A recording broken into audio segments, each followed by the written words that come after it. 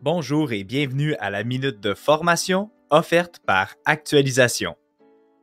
Cette semaine, nous allons voir l'autocompassion. L'objectif est de reconnaître ce qu'est l'autocompassion, les comportements de celle-ci et d'être en mesure de la pratiquer dans sa vie de tous les jours. Vous arrive-t-il souvent, dans des situations difficiles ou compliquées, de vous dévaloriser, d'être très critique envers vous-même et d'entendre une voix négative qui vous fait sentir encore pire par rapport à la situation? Saviez-vous que cela constitue un niveau bas de compassion envers soi-même? Alors, qu'est-ce que l'autocompassion? Selon Christine Neff, la compassion, c'est d'adopter une gentillesse et bienveillance envers soi-même dans les moments dans lesquels la personne se sentirait inadéquate en situation d'échec ou de souffrance. Ces dernières années, l'autocompassion fait l'objet de plusieurs recherches, puisqu'elle améliorerait non seulement son bien-être personnel, mais également sa croissance professionnelle.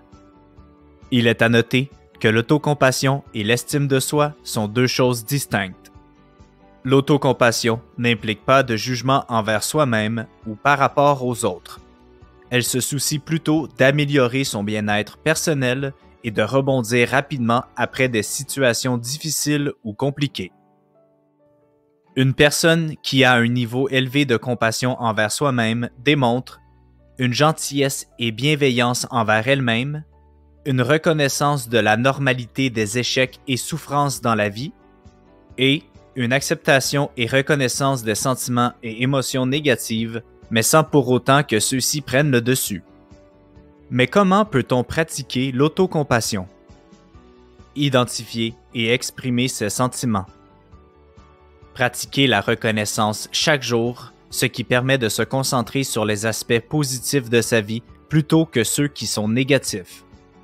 Se réconforter de la même manière qu'on réconforterait des amis ou des proches.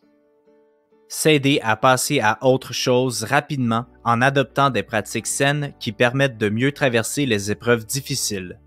Par exemple, concentrer son énergie dans une passion ou activité préférée.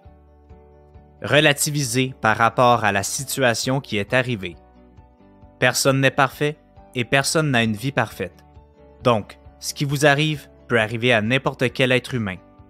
Enfin, chaque personne aurait intérêt à augmenter son niveau d'autocompassion, surtout dans le contexte actuel. La santé mentale des personnes qui sont compatissantes envers elles-mêmes est meilleure. Il en est de même pour la résilience émotionnelle. C'est ainsi que se termine la minute de formation de cette semaine. On se donne rendez-vous la semaine prochaine. Rejoignez-nous sur notre site internet au www.actualisation.com ou contactez-nous au 1-877-688-0101. Actualisation, formation et conseils depuis 1970.